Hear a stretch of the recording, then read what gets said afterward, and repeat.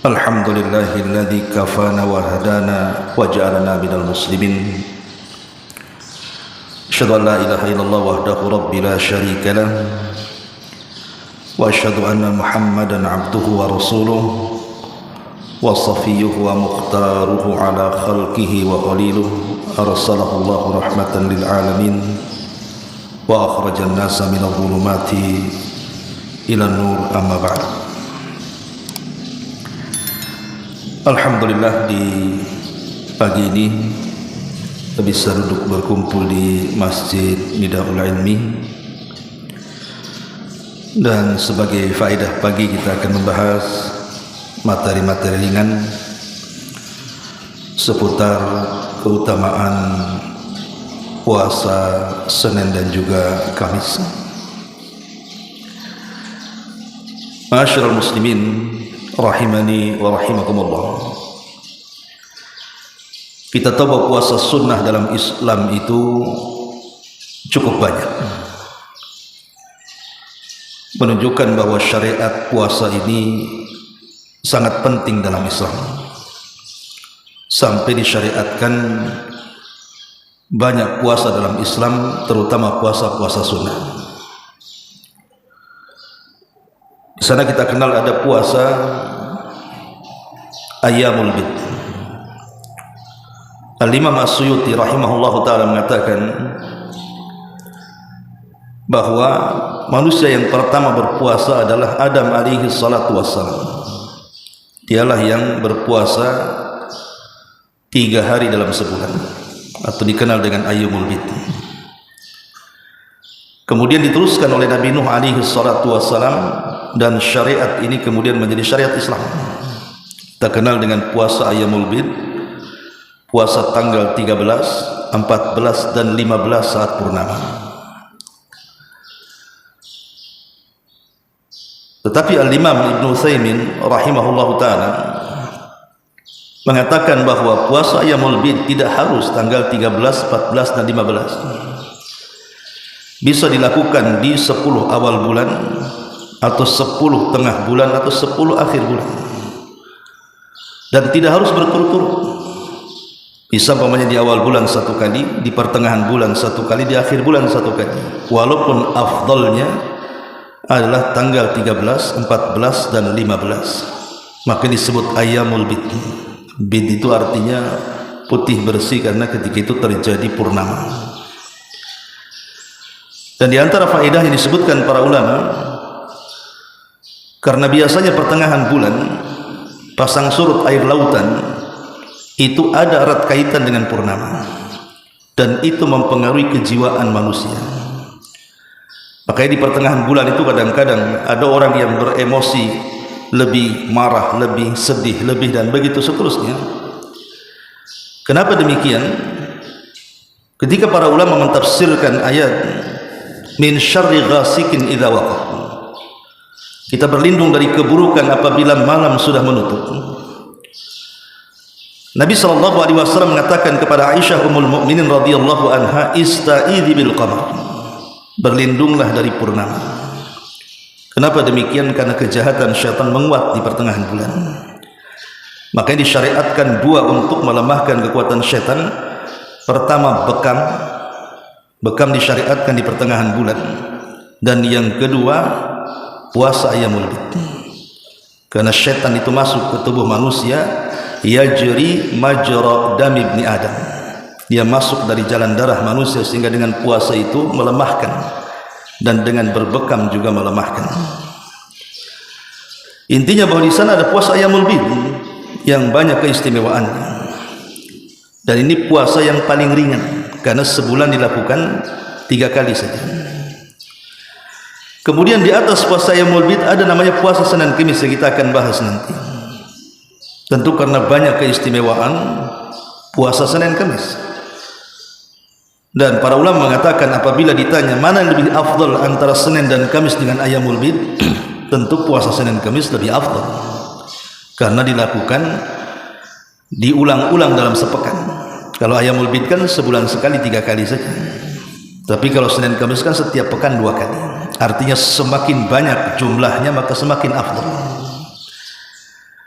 Kemudian di atas itu ada puasa Daud, dan tentu ini lebih afdal lagi, sebagaimana hadis yang ma'ruf Abdullah ibn Amr ibn As radhiyallahu anhu ketika bertanya kepada Nabi SAW soal puasa, maka Rasul mengatakan, berpuasalah dalam sebulan 3 kali. Kata Abdullah ibn Amr bin As, aku sanggup kurang dari itu. Kata Nabi SAW, kalau begitu berpuasalah dalam sepekan 2 kali, maksudnya Senin dan Kamis. Kata Abdullah ibn Amr, aku sanggup kurang dari itu. Kemudian Rasul mengatakan, kalau begitu berpuasalah 1 hari dan batalah 1 hari. Artinya puasa Daud 1 hari, puasa 1 hari tidak, dan jangan tambah dari itu, karena sudah tidak ada puasa lagi. Selain Daud kan tidak ada puasa sunnah. Ada di sana puasa setahun sekali kayak Arafah, kemudian Muharram, kemudian puasa Sya'ban, ya, dan begitu seterusnya. Taib, itu gambaran puasa sunnah dalam Islam. Sana ada juga puasa Syawal, ya. Adapun yang kita akan bahas adalah puasa Senin dan Kamis. Apa keutamaannya dulu, baru sedikit bicara fikihnya. Ma'asyiral muslimin yang dimuliakan Allah Subhanahu wa taala. Bicara soal puasa Senin dan Kamis, pertama keistimewaannya adalah al-a'mal tu'radu 'ala Allah azza wa jal yaumal itsnaini wal khamis, di mana amal-amal kita itu akan diperlihatkan di hadapan Allah Subhanahu wa taala sepekan 2 kali, Senin dan Kamis. Sebenarnya amalan kita ini setiap hari ditampakkan. Setiap hari ditampakkan. Kapan itu? Di waktu fajar dan di waktu asar. Dan itu berdasarkan hadis Nabi SAW, yata'aqabuna fikumul malaika, malaikatul laili wa malaikatul nahar, wa yajtami'una fi salatil asri wa salatil fajri. Jadi Allah Subhanahu wa taala menugaskan para malaikat untuk mencatat kebaikan. Ada malaikat yang bertugas mencatat di malam hari, ada malaikat yang bertugas mencatat di siang hari. Ini bukan raqib atid, ya. Ini malaikat sayyahun yang memang mereka mencatat kebaikan saja, dan mereka berjumpa di 2 salat, salat asar dan salat fajar. Apabila mereka naik menghadap Allah Subhanahu wa taala, maka Allah mengatakan, ma taraktum ibadi, sedang apa hambaku kau tinggalkan? Maka para malaikat mengatakan, atainahum wa hum yusallun wa taraknahum wa hum yusallun. Kami datang mereka sedang salat dan kami tinggalkan mereka sedang salat. Maknanya salat asar dan salat fajar. Itu setiap hari amalan kita diangkat. Lah ada juga pekanan setiap Senin dan Kamis. Dan itu berdasarkan hadis Abi Hurairah radhiyallahu anhu. Nabi SAW bersabda, hadis ini keluarkan Imam Muslim dalam sahihnya, tu'radul a'malu fi kulli yaumi khamisin wa itsnain fayaghfirullahu azza wa jalla fi dhalikal yawm likulli imri'in la yushrik billahi syai'an illa imra'an kanat bainahu wa baina akhihi syahna fayuqalu urku hadaini hatta yastaliha, urku hadaini hatta yastaliha, kata Rasulullah. Jadi amalan-amalan kita setiap hari Kamis dan Senin itu diangkat oleh Allah. Maka Allah akan melihat amalan-amalan kita. Apabila Allah Subhanahu wa taala sudah melihat amalan kita, maka Allah akan mengampuni semua dosa-dosa kita, kecuali 2 manusia, kata Rasul. Pertama, orang yang tidak, atau orang yang menyekutukan Allah Subhanahu wa taala. Dan yang kedua, orang yang dalam hatinya ada syahna, kedengkian, dendam, dengki, hasad, dan juga permusuhan. Maka Allah mengatakan, lihatlah kedua orang yang bermusuhan itu. Kalau dia istalah, memang dia mau berdamai, maka angkat amalannya. Kalau tidak, tidak usah diangkat amalannya. Dari sini kita tahu bahwa di antara keistimewaan hari Senin dan Kamis adalah diangkatnya amal kita. Makanya dianjurkan, kata para ulama, kalau datang hari Senin dan Kamis, perbanyak amal saleh.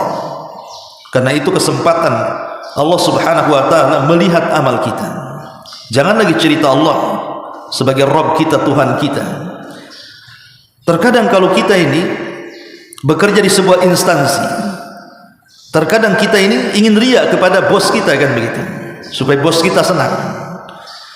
Kita terkadang menampakkan amalan-amalan kita di hadapan bos kita, entah tujuannya menjilat atau apa. Yang jelas ada orang-orang seperti itu hanya untuk menyenangkan bosnya saja kan. Lah kalau kepada makhluk, terkadang kita bisa melakukannya kepada sang Khalik, tentunya mimbabil aula, karena riya sendiri tidak boleh kan begitu, kecuali diberikan kepada Allah Subhanahu wa taala. Ini yang pertama. Yang kedua, hirsun Nabi sallallahu alaihi wasallam, semangat Nabi sallallahu alaihi wasallam untuk melaksanakan puasa Senin Kamis ini. Artinya puasa Senin Kamis ini kalau kita lakukan dalam rangka iqtida, ya, mencontoh Nabi. Disebutkan dalam hadis Usama ibn Zaid radhiyallahu anhu, di mana Usama ibn Zaid bertanya kepada Rasulullah, "Ya Rasulullah, innaka tasum hatta la takadu tuftir wa tuftir hatta la takad an tasum illa yawmaini in dakhala fi siyamika wa illa sumtahuma." Qala ayu yawmain? Qultu yawmul itsnain wa yawmul khamis. Qala dzanika yawmani tu'radu fihimal a'mal ala rabbil alamin fa uhibbu an yu'rad amali wa ana sha'im. Jadi Usama ibn Zaid ini bertanya kepada Nabi sallallahu alaihi wasallam soal puasa Senin dan Kamis. Apa alasannya kenapa Nabi sallallahu alaihi wasallam suka melaksanakan puasa Senin Kamis ini? Maka Nabi SAW mengatakan, karena 2 hari itu, maksudnya Senin dan Kamis, adalah 2 hari di mana amalanku diangkat ke langit, dan saya suka ketika amalanku diangkat ke langit aku sedang berpuasa. Lihat bagaimana Nabi SAW mencontohkan kepada kita, kalau sekelas Nabi loh yang sudah diampuni dosa yang telah, yang sedang, dan yang akan datang, masih suka kalau seandainya amalannya tampak di hadapan Allah Azza wa Jalla, maka mimbabil aula tentu kita lebih daripada Nabi harusnya, karena kita juga tidak ada jaminan apakah kita ini diampuni dosanya atau tidak. Maka ini menunjukkan bagaimana semangatnya Rasul sallallahu alaihi wasallam melaksanakan 2 puasa itu. Ini yang kedua. Yang ketiga, bahwa terutama puasa Senin, ya, puasa Senin itu ada hadis sendiri. Hadisnya dikeluarkan oleh Imam Muslim dalam sahihnya. Jadi su'ila an saum yaumil itsnin, Rasul ditanya kenapa Rasul selalu melaksanakan puasa Senin. Maka Nabi sallallahu alaihi wasallam mengatakan, dzaka yaumun wulidtu fihi, itulah hari yang aku dilahirkan padanya, wa yaumun bu'istu fihi, aku diutus menjadi nabi dan rasul, au unzila alayya fihi, dan turun Al-Qur'an kepadaku. Jadi hari Senin ini ada 3 peristiwa. Pertama, Rasul dilahirkan. Sepakat para ulama sejarah Rasul lahir hari Senin. Yang diperselisihkan itu hanya tanggal, bulan, itu saja. Tapi hari dan tahun sepakat. Tahun gajah hari Senin. Bulan dan tanggal diperselisihkan. Ada yang mengatakan Rabiul Awal, dan ini jumhur ulama, mayoritas para ulama sejarah. Tapi Imam Ibnu Hazm rahimahullah ta'ala mengatakan Rasul lahir di bulan Ramadan. Tapi ini juga dibantah para ulama. Tapi kan ada khilaf di sini. Kemudian yang kedua, diutusnya Nabi SAW menjadi nabi, itu hari Senin, dan diturunkan Al-Quran juga hari Senin.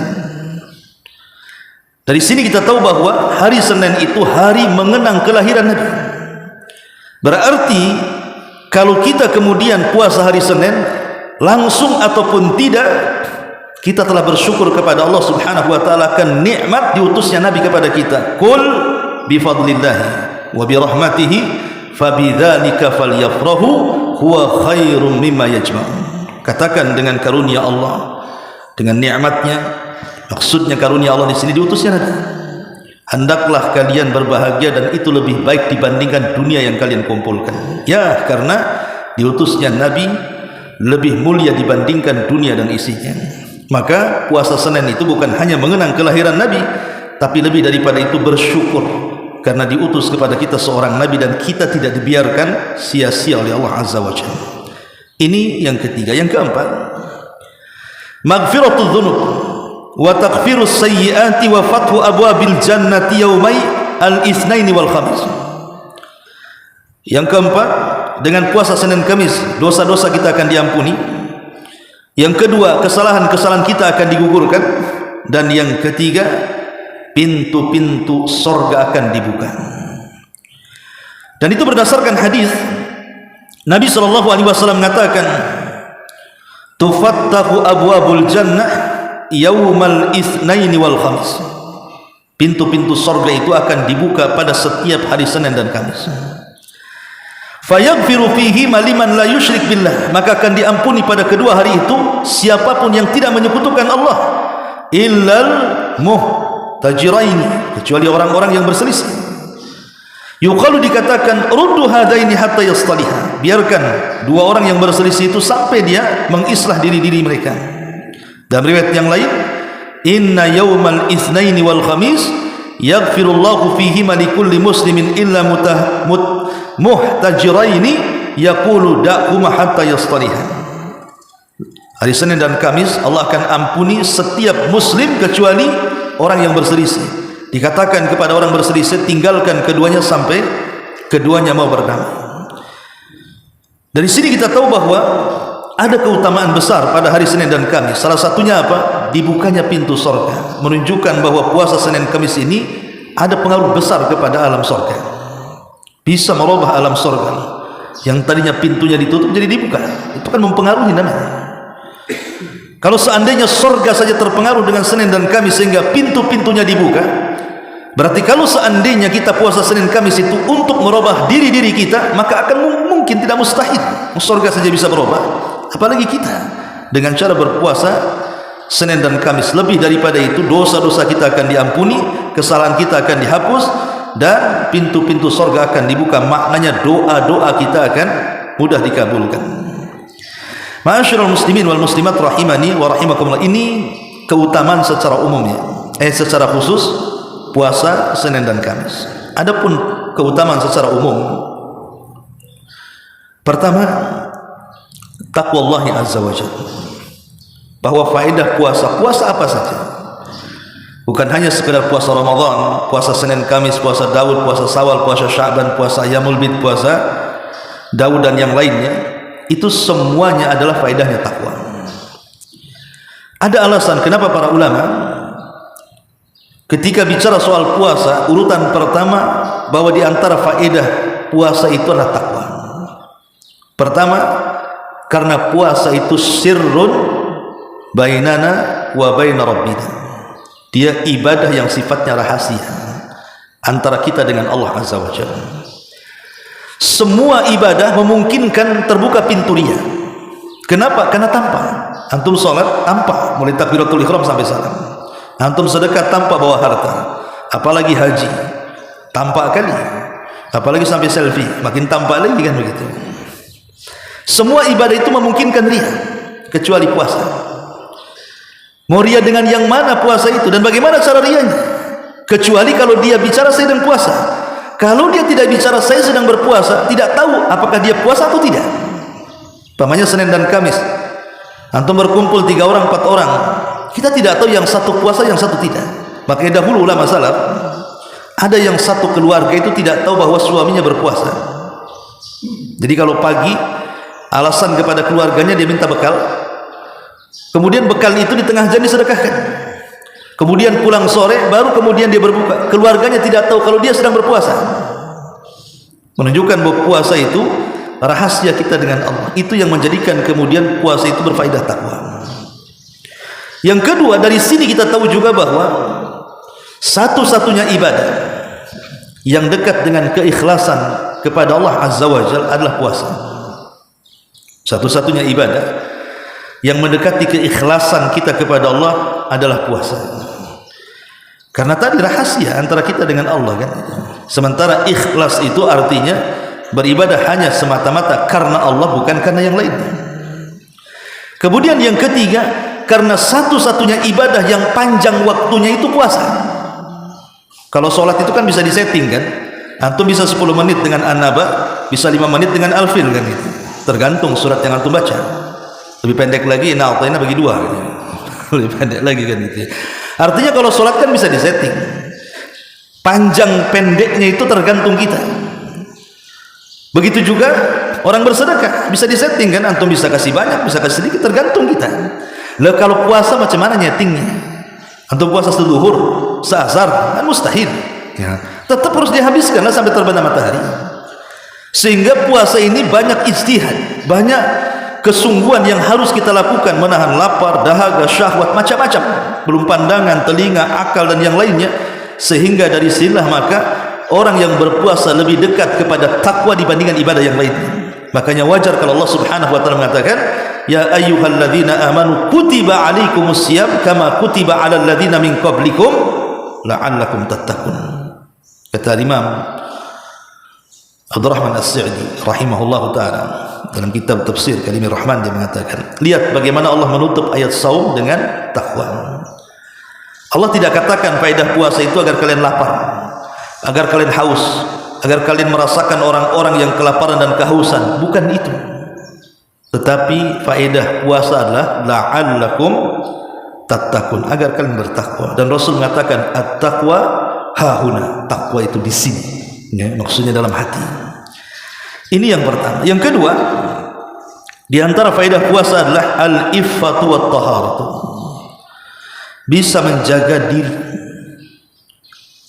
dari kehormatan kita, dan juga taharatul qalbi, hati kita akan tenang. Al-iffah itu artinya menjaga kehormatan. Ketika Nabi SAW bicara menasihati anak-anak muda, apa kata Rasul? Ya ma'syaras sabab man istata'a minkumul ba'a falyatazawwaj fa innahu aghaddu lil basari wa ahsanu lil faraji. Wahai anak-anak muda, kalau sanggup menikah, menikah, karena itu lebih bisa menundukkan pandangan dan menjaga kemaluan. Faman lam tastati, tapi kalau kalian tidak bisa, kata Rasul, fa alaihi bisawm, maka berpuasalah. Fa inna lakumul wija, karena puasa bagi kalian itu wija. Wija itu artinya benteng antara kita dengan syahwat. Dari sini kita tahu bahwa faedah puasa itu adalah iffah, mendatangkan, mampu menjaga kehormatan kita untuk terjerumus kepada syahwat. Kemudian lebih daripada itu, wat-taharah, kata ulama, bisa membersihkan hati. Puasa itu bisa membersihkan hati. Karena Rasulullah SAW mengatakan apa? Ketika bicara puasa Ramadan, fa in sabbahu ahadun aw qatalahu apabila ada seseorang hendak mengajak bertengkar dengan kita ataupun mengajak berkelahi, faqulum ri'in shaim, katakan saya sedang berpuasa. Jadi kalau istri antum udah mulai nyulut-nyulut gitu kan, malas lagi puasa, gitu maksudnya. Itu dengan istri, dengan tetangga gitu juga. Nanti aja kalau habis puasa kan. Itu dendam. Artinya bahwa kita disuruh mengatakan saya sedang berpuasa, itu bukan riya. Ingat ya, ini bukan riya. Seolah-olah kan kesannya riya. Saya lagi puasa nih, itu kan kesannya riya kan. Ini bukan riya. Supaya dia tahu bahwa kita sedang ibadah, jangan diganggu. Ya. Tapi dalam konteks ini saja kita boleh mengatakan saya berpuasa. Selain itu tidak boleh. Karena ada orang yang mau berkelahi dengan kita kan, makanya kita ngomong kita sedang berpuasa. Tapi kalau tidak sedang berkelahi, jangan pula kita mengatakan saya sedang berpuasa, itu riya namanya ya. Maksudnya dalam konteks ini saja dia mengatakan saya sedang riya. Kenapa? Menjaga hati di sini. Ada iffah, ada taharatul qalbi. Nah, ini juga yang kedua. Yang ketiga, nailu ajri sabirin. Kenapa puasa itu besar pahalanya? Karena terkandung kesabaran. Dalam sebuah hadis qudsi, Allah Subhanahu wa taala berfirman, as-saumu li wa ana ajzi bi. Puasa itu milikku dan aku yang akan membalasnya. Sebagian syurah al-hadis ketika memberikan catatan kepada hadis ini, maksudnya nanti pada hari kiamat, ketika manusia itu dihadapkan di kontor itu kan di ujung titian, disitulah tempat kisos yang Nabi SAW katakan, atadruna mal muflisu hadil ummah, tahukah kalian siapa orang bangkrut umat ini? Sahabat mengatakan, orang bangkrut orang yang punya dinar, nggak punya dirham. Kata Rasul, bukan itu yang saya maksud, tetapi man ata yaumal qiyamah bi salatin wa sadaqatin, orang yang datang menghadap Allah dengan salat, dengan sedekah dan segudang ibadah yang lain, tetapi waqad syatama hadza wa daraba hadza wa akhadha mala hadza wa safaqa dama hadza ila akhir hadis. Tapi di satu sisi dia membawa dosa, memukul orang, mencaci maki, mengambil harta, membunuh orang, macam-macam. Jadi satu sisi dia membawa pahala, sisi lain membawa dosa yang berkaitan dengan orang lain. Maka di sini terjadi barter pahala dan dosa. Ketika habis pahalanya diberikan orang, sementara orang yang dizalimi masih banyak, maka dia pun harus menanggung dosa orang. Ketika dia sudah merasa bangkrut, sudah tidak ada lagi pahala, yang ada dosa lain pula, dosa orang ditanggung dia. Dia sudah kecewa, artinya sudah down duluan, wah saya pasti masuk neraka nih, ya. Maka ketika itu Allah Subhanahu wa taala datang dan menolong dia dengan menampakkan pahala puasanya, bahwa engkau masih punya kebaikan, engkau ditolong, engkau tertolong, dan engkau ada kesempatan masuk surga. Disinilah makna hadis as-saumu li wa ana azzibi, puasa itu untukku, aku yang akan membalasnya. Itu sebagian syurah mengatakan seperti itu. Tapi yang jelas bahwa bagaimana puasa itu memiliki pahala yang luar biasa, karena di dalamnya ada kesabaran. Dan Allah katakan innama yuwaffas sabiruna ajrahum bighairi hisab. Pahala orang sabar itu tanpa hisab, tanpa batas. Karena sabar juga tanpa batas. Ya ada orang mengatakan ya sabar itu ada batasnya. Sebenarnya sabar enggak ada batasnya. Yang membatasi sabar ada batas kan antum. Kan gitu ya. Aduh, nanti caci maki enggak bisa juga, lama-lama tak sabar juga saya. Sabar itu ada batasnya juga. Iya, kita yang mengatakan ada batasnya. Tapi Islam itu tidak mengatakan sabar itu ada batasnya, karena pahalanya juga tanpa batas. Sabar itu tidak ada batasnya. Kita disuruh terus bersabar. Lah puasa ini terkandung ibadah sabar. Ketika para ulama tafsir mentafsirkan wasta'inu bis sabri was salat, mintalah pertolongan dengan sabar dan salat, artinya bis saumi was salati.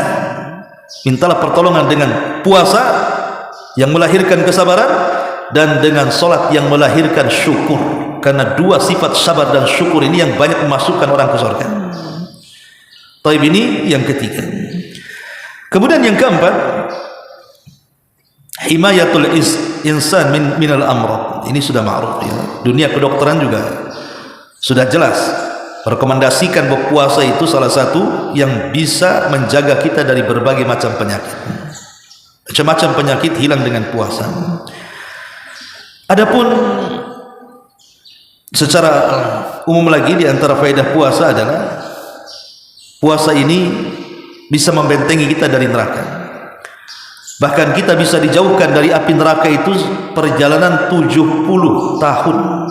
Kata Nabi SAW, man shoma yauman fi sabilillah ba'adallahu wajhahu anin nari sab'ina kharifah.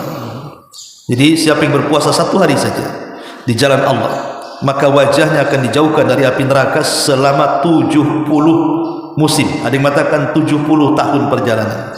Bayangkan antum kalau jalan kaki 70 tahun, dan berhenti sampai di mana tuh? Itu jalan kaki ya. Naik sepeda lagi, naik motor lagi, naik mobil lagi, pesawat lagi juga. Sampai di mana tuh? Artinya bahwa kita akan dijauhkan dari neraka sepanjang itu, sejauh jarak perjalanan 70 tahun. Itu satu hari kita puasa. Loh, kalau 2 hari, 3 hari, 4 hari kalau puasa Ramadan 1 bulan coba ini, maka neraka akan semakin jauh dan jauh dari orang-orang yang berpuasa. Dan yang terakhir tentunya puasa ini barakatun kabir, berkah yang sangat besar dan kebaikan yang sangat besar. Karena kita lihat dalam puasa itu ada buka itu ada doa yang mustajab di situ. Lis-shaimi da'watun mustajab. Bagi orang yang berpuasa ada doa yang tidak mungkin ditolak. Salah satunya ketika iftar. Yang kedua ada sahur. Rasul mengatakan tasahharu fa inna fi sahurikum barakah. Sahurlah kalian karena dalam sahur kalian terdapat berkah. Dan dua-duanya sebab kejayaan Islam. Kata Nabi SAW, la tazalu ummati bi khairin ma'ajjalul fitra wa yuakhirus sahur. Umat Islam ini akan senantiasa jaya. Jaya itu tidak mungkin dikalahkan musuh-musuhnya selama mereka menyegerakan berbuka dan mengakhirkan sahur. Pertanyaan muncul, apa urusan makan dengan kejayaan Islam? Ini kan urusan makan. Iftar makan, sahur juga makan. Lalu apa kaitan dengan kejayaan Islam? Kecuali antum suruh latihan manah, latihan perang, latihan fisik, nah, itu baru kejayaan Islam kan? Ini kan soal makan. Kok bisa soal makan? Kok bisa Islam itu jaya hanya makan saja? Makan nggak ada kaitan dengan fisik. Kata para ulama, bukan ditinjau dari segi makanan, tapi ditinjau dari segi penyelisihannya.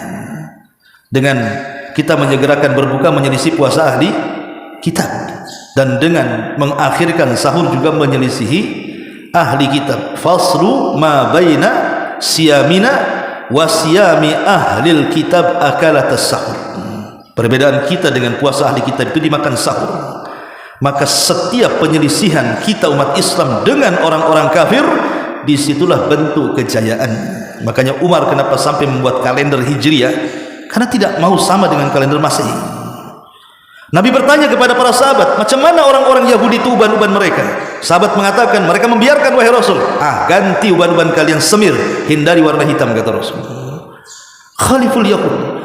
Di banyak hadis Nabi SAW mengatakan khaliful Yahud, selisih orang Yahudi. Menunjukkan apa? Supaya Islam itu punya izzah, punya kemuliaan. Makanya kemudian Nabi dengan tegas mengatakan, man tasyabbaha biqaumin fahuwa minhum wa man yatawallahu minkum fa innahu minhum. Dan banyak hadis ayat melarang kita tasyabbuh dengan mereka, karena tasyabbuh itulah lahir kelemahan, ketika terjadi penyelisihan lahir kekuatan. Di situ bentuk istidlal dari hadis la tazal ummati bi khairin ma'ajjalul fitra wa yuakhirus sahr. Wallahu a'lam bishawab. Dan manfaatnya subhanaka bihamdika asyhadu an la ilaha illa anta astaghfiruka wa atubu ilaik. Allahu ta'ala. Assalamualaikum warahmatullahi wabarakatuh.